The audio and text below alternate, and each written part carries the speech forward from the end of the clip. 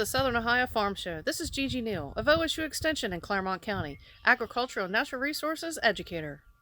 I'm James Morris, the Agricultural and Natural Resources and Community Development Educator for the Ohio State University Extension in Brown County. Hello, my name is Richard Purdin. I'm with the Ohio State University Extension. I am the Ag and Natural Resource Educator for Adams County and the Community Development Educator for Adams County, Ohio. And I'm Brooke Beam, the Ohio State University Extension Educator for Agriculture, Natural Resources, and Community Development in Highland County. And we will be your hosts for the Southern Ohio Farm Show. How do you make a farm or ranch more sustainable? There's no single answer, but there are common practices used by producers across the country to improve profitability, quality of life, and environmental stewardship. In this episode, let's look at grazing. Farms and ranches that raise ruminant livestock come in all shapes and sizes. From arid rangelands to irrigated pastures, we raise cattle, sheep, and goats for meat, dairy products, and fiber. A management plan that focuses on the health of pastures and rangelands is the foundation of any sustainable animal operation. Since the specifics of your plan will depend on the animals you're raising, seek technical assistance when working out the details. You'll start by setting short and long-term goals that capture what you want for yourself, your family, your business, and the land. Everything you do as a producer should support these goals. Next, take inventory of the grazing resources available. This includes natural resources like soil types, climate, water quality and availability, and the local plant and animal communities. Also include equipment, labor, and access to processing, markets, and infrastructure. This will help you understand the capacity of your business and your land to support grazing. Next, decide on a stocking rate and grazing schedule.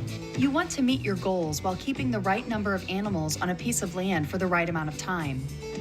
Start with a very conservative stocking rate and work your way up to an optimum rate as you learn what your land can support. The goal is to give your forages enough time to regrow before being grazed again. Regularly rotating animals requires more labor and fencing than continuous grazing, but does wonders for pasture plant vigor and soil health. An active rotation stimulates soil biology, improves soil fertility, organic matter and water retention, and results in more productive forages. This can mean lower input costs and better returns over time. Using livestock fences and restoration practices along waterways also improves water quality. Properly managed rangelands and pastures provide the greatest opportunity for carbon sequestration of any agricultural production system. They have the potential to capture and hold millions of tons of atmospheric carbon. Finally, we need to monitor our pastures, collect and evaluate data, and be willing to change the plan if we're falling short of our goals. There's much more to learn about grazing and sustainable agriculture. Start exploring today.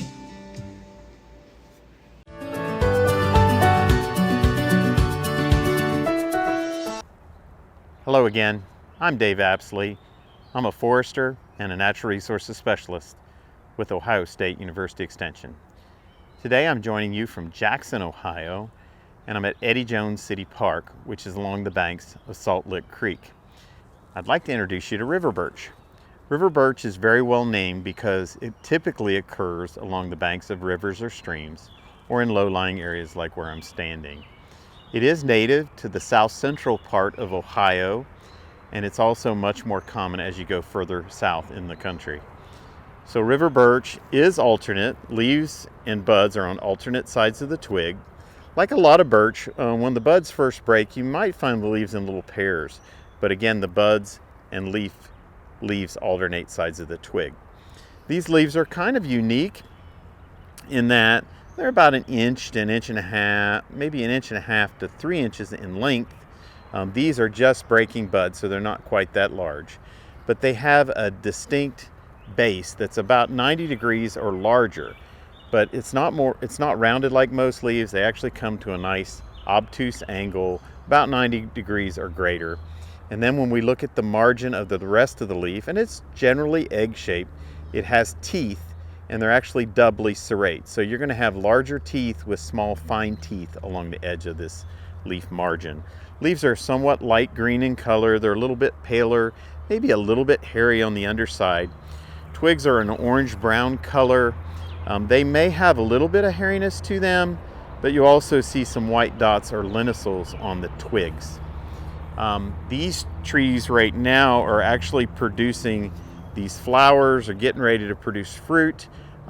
Like the other birch, they'll have the preformed male flowers that are found in the winter months, and those will expand in the spring. And then when they produce fruit, the fruit actually look like little cones that have seeds in them. And then finally, probably one of the best ID characteristics for this species is the bark. As you're up higher in the tree, you're going to see this bark that's very thin and papery, but it's not like our paper birch, that white color that you're used to seeing. It's more of a salmon color. And on young trees and up high in the tree, you're going to have this very thin bark that peels off or breaks off. We call it exfoliates. And then as we get lower, it's going to have more of a flaky bark, kind of grayish in color. But as we go up, you're going to get that peeling bark, which is very unique for river birch. In fact, river birch is used quite a bit in landscape settings. Most of the time we're going to see river birch in the landscape in clumps and multi-stemmed. And it's not unusual to see multi-stemmed river birch out in nature. But in the landscape, it seems like most of those are actually chosen or grown to have multiple stems. But again, it's probably best known for its showy salmon colored bark. So thank you very much for your time, and please be sure to take part of your day to spend it in the woods.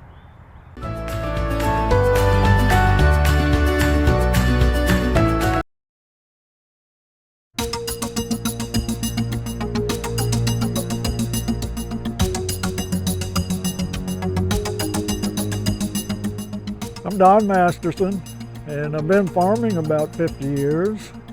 And we bought this farm to add to our farming operation, and it had a lot of standing water, and we needed to install field tile in it. When I bought this property, well, I got a survey with it, and it showed the pipeline on it. It showed a straight line, and then when we're here, why, we have a marker on this end and one in the opening on the other end, and I assumed it would be a straight line, so that's what we went by to know where the pipeline was. After looking at the survey and the markers, I decided that the pipeline was in a straight line, and but my son and grandson, they just thought we should make the 811 call, but I was in a hurry and wanting to get this tile in, and so we could get to planting. The season was coming early for us, and so I overruled them and decided we would just stay off the line 75 foot, and I thought we would be in good shape then. This is the piece of equipment we use to lay field tile, and it has the capabilities of going 7 foot deep. On the day of our incident on my grandfather's farm, we were tiling that day, and this marker, which we see airplanes fly over quite a bit, and sure enough that day a plane came over, and I watched him, and he made a banking turn and came back around to us really low, and so I gave him a wave that day, and sure enough 30 to 45 minutes later the first marathon truck showed up. I received a call from the pilot concerning some field tiling that was being done in a field about 75 feet from our pipeline. I entered the GPS coordinates in our mapping system to verify the location, and I entered the rest of the information that the pilot had given me in the computer system. I then followed up with a phone call to our local field office to have them investigate the activity. We received a notification that there was a conflict with a farmer putting field tile close to our pipeline. The notification said that the work was being done about 75 feet from the line. I decided it was something that I needed to go look at, so I drove to the site. When I arrived, I assumed that our pipeline runs straight from marker to marker. I got the line locating equipment out of the truck and began to locate our pipeline and realized that the pipe didn't run straight, that the farmer had been crossing the Marathon pipeline with a field tiling machine. I immediately called the operations center and shut the pipeline down for safety purposes and continued to locate the line. When I walked up to the last spot where they'd been excavating, I went down in the hole and was able to kick the dirt off the top of the pipe and was able to see the pipe. Well, we were well underway tiling, and anyway, I saw the red Marathon pickup show up, and I thought, well, he'll locate the line and he'll see that we stayed approximately 75 feet away from it. And when he had his locator out, he started out right by the marker on the road, and then he ended up over our tile where we had tiled, and he was scratching his head, and I was like, oh boy, we're probably in trouble now. And from then on, it just got worse. The first place I crossed it with the main, there wasn't even a half inch between the tile and the pipeline. And if I would have hit that 22-inch pipeline, it would have been bad. All I could think about was I'm lucky to be here, and the biggest thing in my mind was the 17-year-old boy I had helping us work that day, and he was walking alongside the plow, and I stood a chance of making it through it if I'd have hit it, but he didn't, walking alongside the plow like that, and it could have been devastating. It turned into what I considered a fiasco, and it all could have been avoided if we just called 811. The call to 811 and the marking of the underground utilities is a free service. From farmer to farmer, I recommend you call 811, because if you don't know where the pipeline is, it can really be a problem, and it can be disastrous. And I was lucky once, and I wouldn't want to be in those shoes again, and you need to call 811.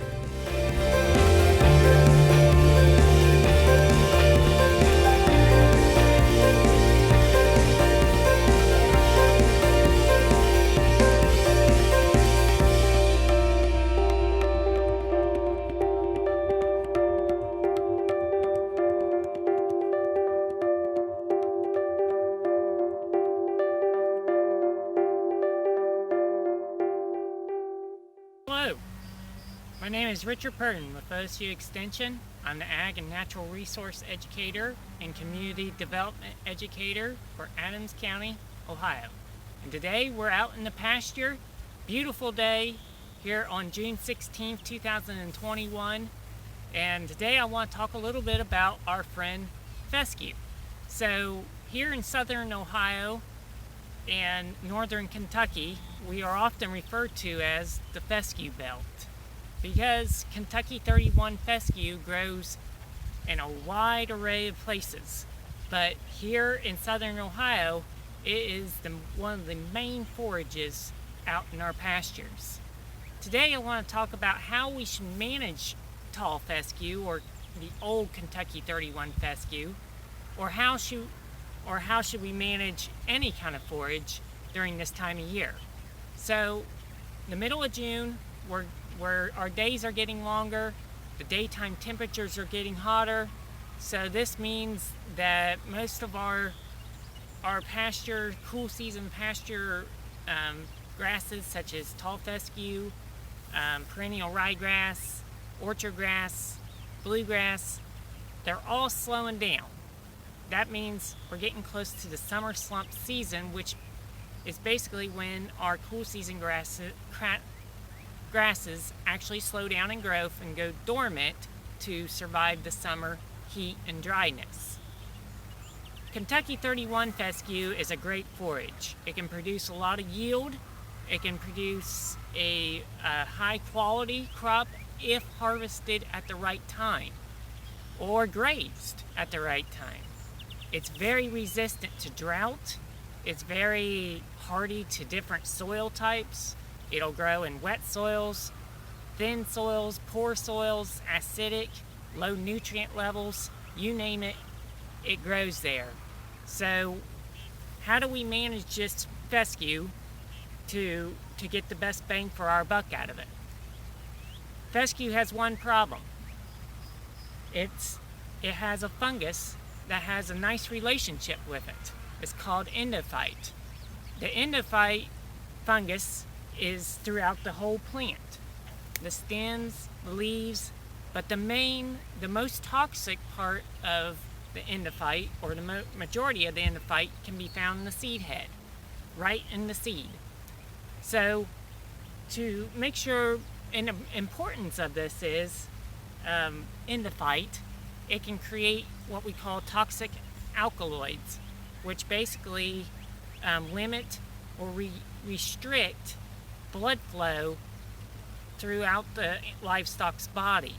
So if your cattle consume enough seed heads of tall fescue, they can get what they call endophyte or endophyte toxicity or fescue fever. A lot of producers call it fescue fever because cattle actually do run a fever.